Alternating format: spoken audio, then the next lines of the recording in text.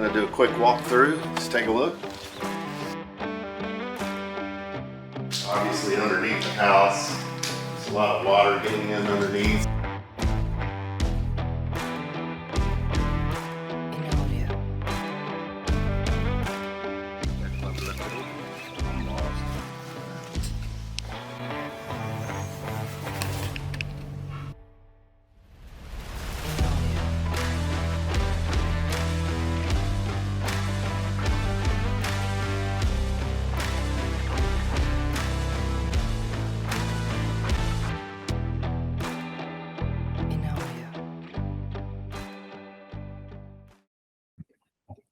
Good morning, everybody. We are back. This is episode 2 for Stafford Real Estate. And last episode, or first episode, you saw the Harrison Avenue project, which is a new project we're working on in the middle of the rehab right now, or front end of the rehab. And so we did the walkthrough last episode. Showed you some of the things I'm concerned about. What I'm going to do today is show you the analyzer tool that I use. I built this tool many years ago and it has served me well. But it'll show you, like how to estimate costs, how to look at your financing, how to look at the interest rate, which is a real bummer nowadays. And then ultimately show you what your cash flow is on a project, or isn't. It could be negative. Hopefully it'll be positive. But the analyzer will allow you to tweak some of those numbers and make changes so that you can make it a positive cash flow experience. And that's what you really want when you do these kind of projects. If your plan is to keep them and rent them, which is my plan. If you want to flip them, little different scenario, but this analyzer will still show you those numbers and what you want to do. So we'll get into that. I'll share my screen and walk you through the analyzer first, and then we'll do a little bit of the project plan, show you the project plan and some of the things I'm worried about and some of the things that came in hot or too expensive, and then other things that came in better, which is good. You got to balance that out when you're looking at these kinds of long-term projects and just unforeseens as you go through there. So I'll walk you through that project plan as well and where we are today. And then lastly, the next episode, I think what I'm going to do is take you through really what I'd call first things first. I'm a Stephen Covey fan. If you haven't read 7 Habits of Highly Effective People, I definitely recommend you do that. And in that book, first things first is one of the habits, and you really got to take care of the most important thing. And in this case, it's getting rid of the water intrusion. So we have a drainage issue, and we're going to take care of that and keep that water away from the foundation. We also have some pretty serious foundation work that has to be done. So that'll be number 2, but we got to take care of the water first. So I'll walk you through how we set that up in the next episode. All right. Well, thank you. And I'll go ahead and start sharing my screen so that you can see the analyzer.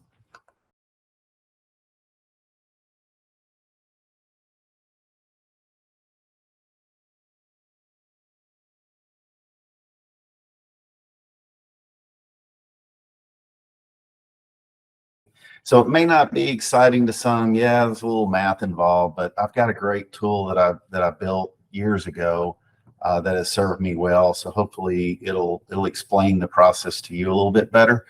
And then, when we talked last time in the first episode, I walked you through this house, Harrison Avenue. We did the walkthrough. I showed you some of the things I'm concerned about. And then I'll be able to show you here the overall analysis, and then I'll walk you through the project plan as it stands today, and what some of the estimated costs are. And we've gotten some of that information back on actuals, and I'll be able to walk you through those as well. So let's get started. I know it's math and numbers, but I'll try to make it interesting as we go along here. So this rule of thumb and the objective, these are just things that kind of keep me remembering what I'm after here. It's hypothetical. It's not specific to any project, but it just helps kind of, think through what it is you're trying to do, the scope of any project that you start. So as an example, buy it at around 50,000, rehab it for about 30,000. You got $80,000 in, you rent it for 1,100 a month. You're easily able to cover all your debt and financing, and then, refinance at some point for 105K, or not, and then resell it 125K. Well, that's if you sell it right away. But if you hang on to it, the property should appreciate depending on the area you're in, and you'll be a lot more on the upside. So let's get into this. This is specifically the Harrison Avenue project that you walked through last episode. If you didn't see that, go back and take a look.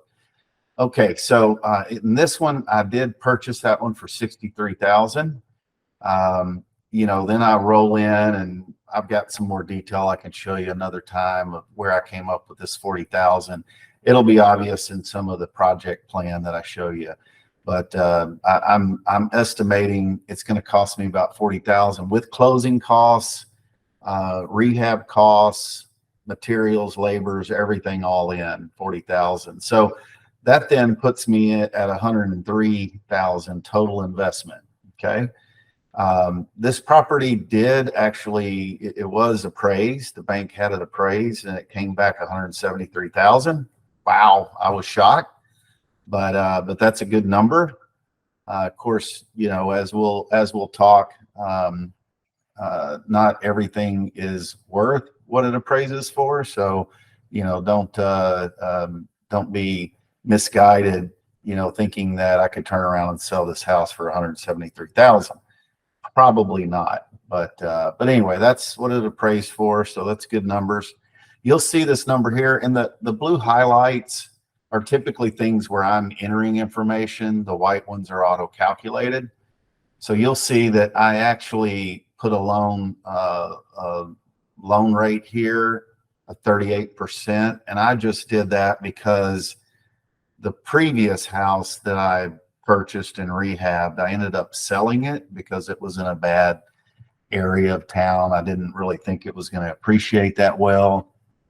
So I ended up making about $38,000 in profit on that house, which was fantastic for, 4 months worth of work.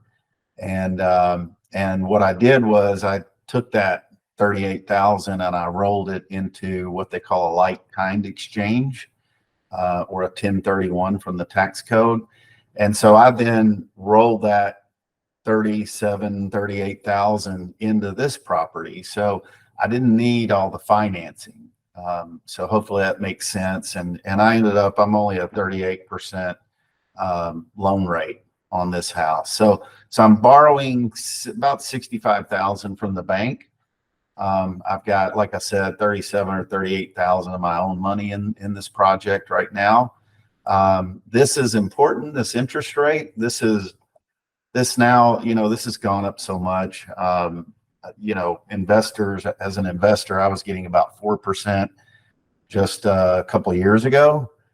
So now this is more than doubled that interest rate. And I'll show you how this plays out and why it's hurtful to the investor. And if it goes up much more, I don't know that I can continue to fund these deals because I am financing, a bit of this. All right. And I just put in a 25-year loan duration on here. All right. So you'll see I've got a rental income here of $1,250. I hope that I can get that. I believe I can get that, but I won't know until we get done with the rehab and we put it up for rent. But I can do another episode one day on how you evaluate rent and what you think it's going to rent for. And I had to go through a lot of steps to do that for this area because, fortunately or unfortunately, there aren't many houses. Actually, there are no houses in this neighborhood, in this town, that are for rent. So I think that's going to be a good thing. Like I said, it's quite a haul. It's about 40 minutes from Little Rock, where I am. But but it is a great community.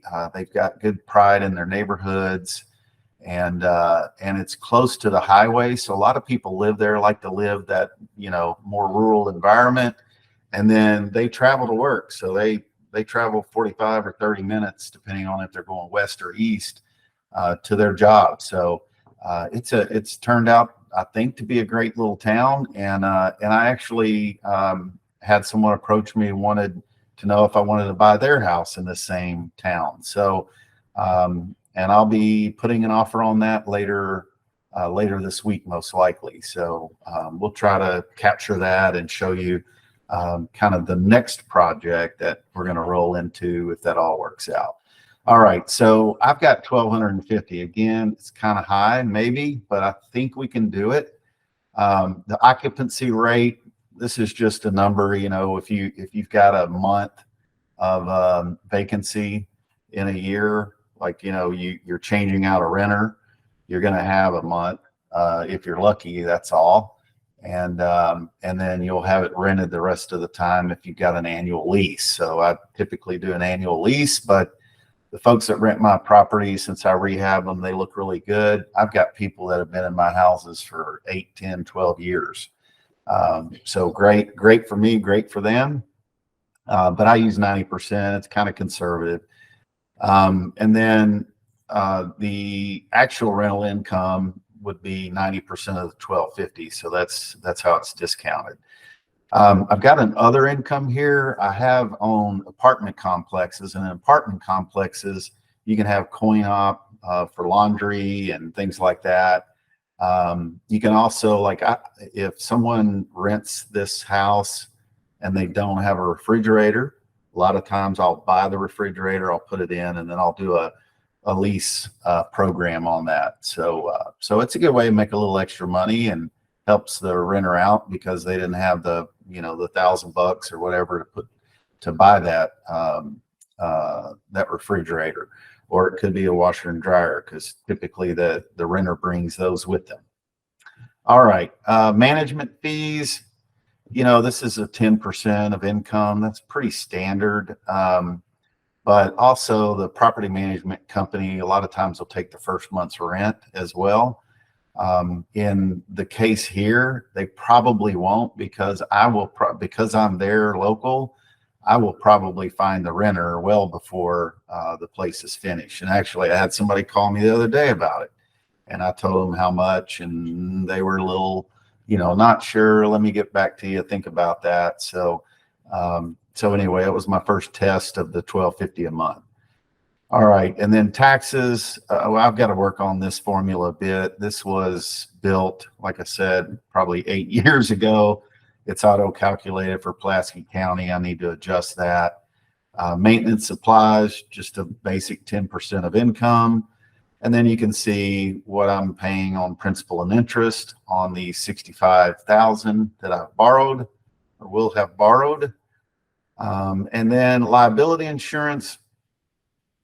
This is, could be $1,000, could be more, depending on, I found, a big part of what goes into determining your liability, landlord's liability insurance is how close you are to the fire station. So I haven't really looked at that one. And in a lot of these towns, they're volunteer fire stations, which I have found don't typically count when you look at insurance. So this could be, I could have this too low, and that may change the analysis. Let's see. So if I come down here, gross annual income, total expenses, those formulas are just, summarizing the things above. Net operating income, I green highlighted this because this is real important as an investor. And if you were to sell the property, you'd want to know what the net operating income is. And that's a lot. That's one way you can value a investment property. So that's pretty important. But here's really where all the magic happens. So if you look at these numbers, and all of them are green except for this out of pocket. But as I told you, I would normally not want to have much out of pocket, but because I was doing a 1031 exchange, and I wanted to avoid the taxes on the sale of the previous property, I did go ahead and roll that money into this property. So it's red, but it's not really red. It was intentional. And then you'll see this is very important, right? So monthly cash flow.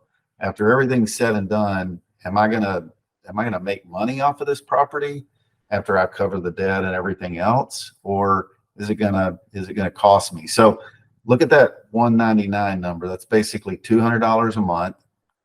And if I go up here and I change my interest rate, let's say it was same as the old days, close to 4.5%.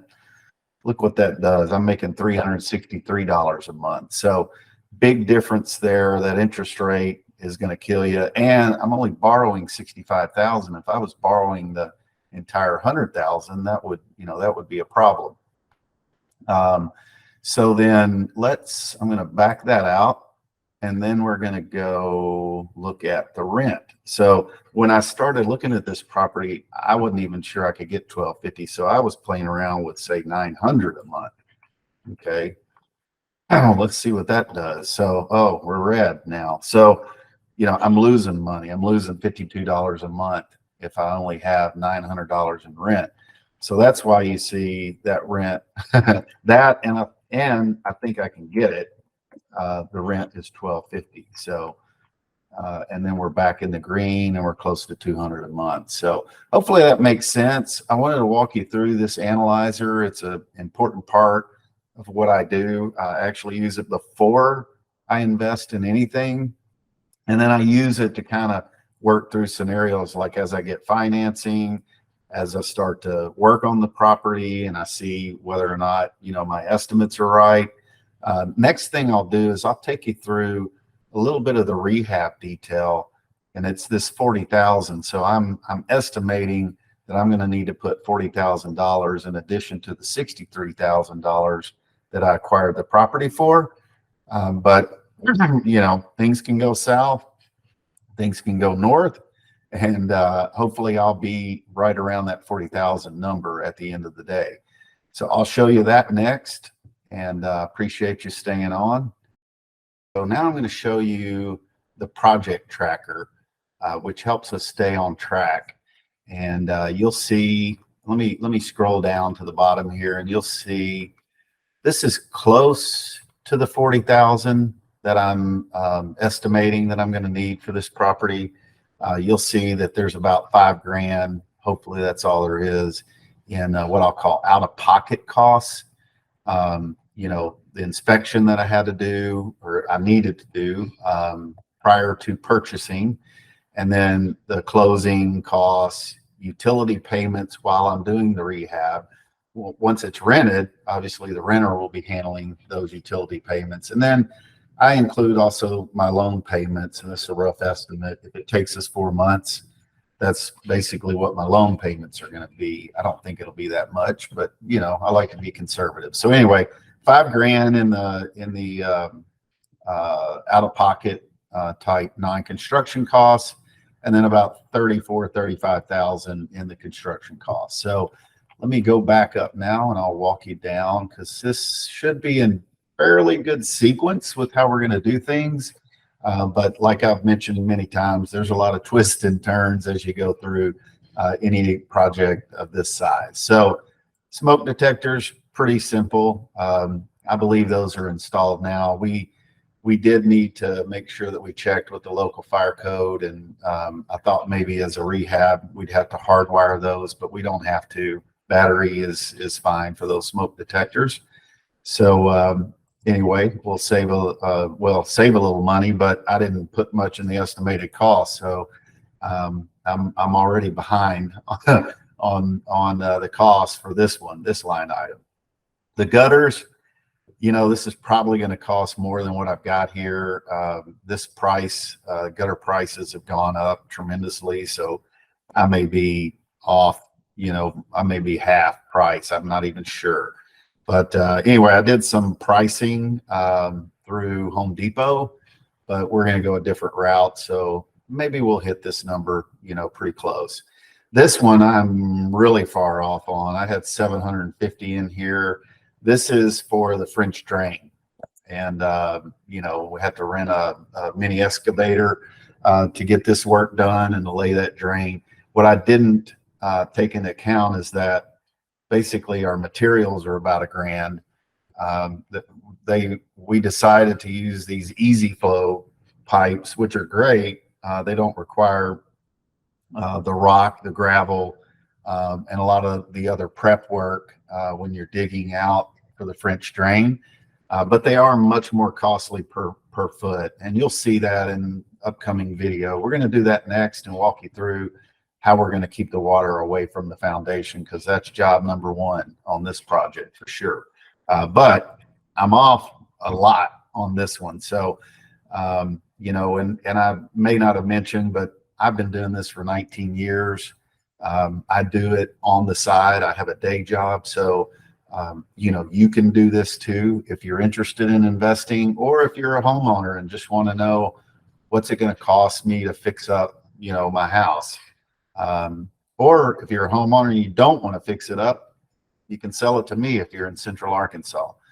But anyway, this is, I'm pretty far off here. And as I said, I've been doing this 19 years, but I've just started in the last year and a half, kind of getting back into it and purchasing new properties.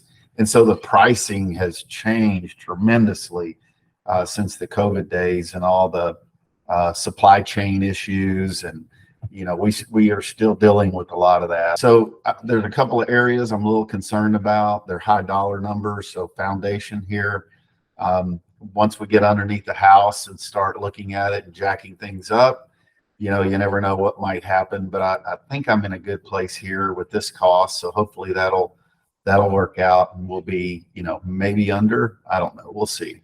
A couple of other areas concerned about this bathroom remodel. I think I'm okay there, but we've got to do quite a bit of demolition there. And you'll see my son Bauer will probably be doing that demolition. So that'll be a fun episode coming up. And then, the luxury vinyl flooring, that has gone up quite a bit. And it looks like I'm going to have to cover more square footage than I thought. I don't think we're going to be able to reuse those hardwoods that you saw in the first video.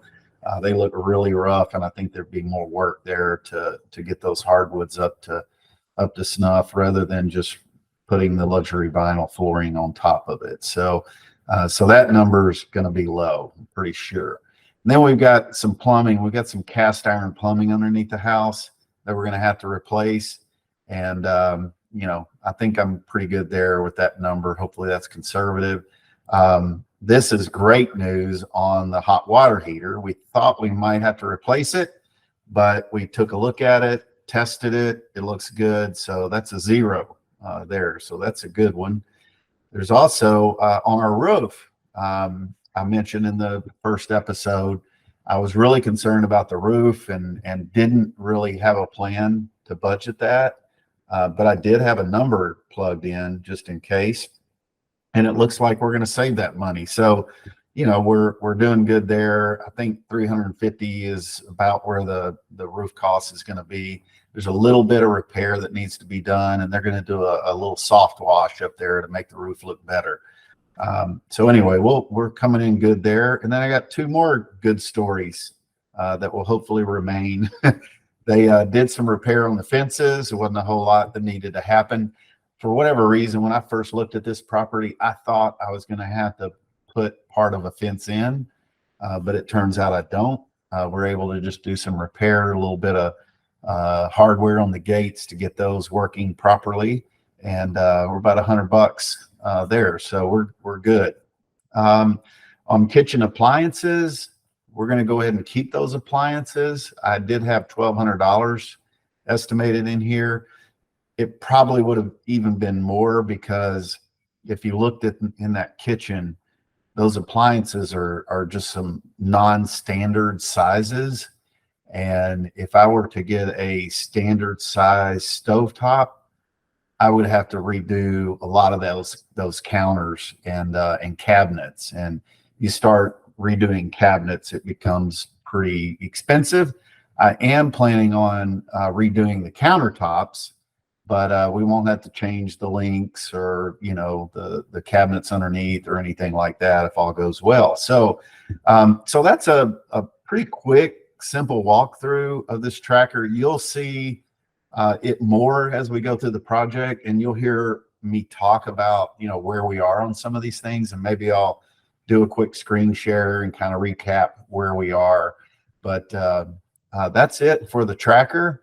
And like I said, we're gonna go into what I call first things first for the next episode. I'm a Stephen Covey fan, and the first things first for this project is going to be controlling that water flow and that water intrusion up underneath the house, the foundation. So we've got to take care of that first, and that'll be our next episode. So appreciate you hanging in there with us, and if you like the content, please subscribe. If you want to hear some more about this project, we're going to drop a video every week, so you'll get the ding and know that I'm back, and we're going to walk you through this entire project from beginning to end. Put comments in if you have, if you see things on here, maybe I didn't spend time on it and you saw it whip by the screen and you'd like some more information about it. I can either reply to you in comments, or maybe it's a big enough deal that we want to include it in one of the next episodes. So appreciate you hanging in there. Thank you, and have a fantastic day, and we will talk to you next week.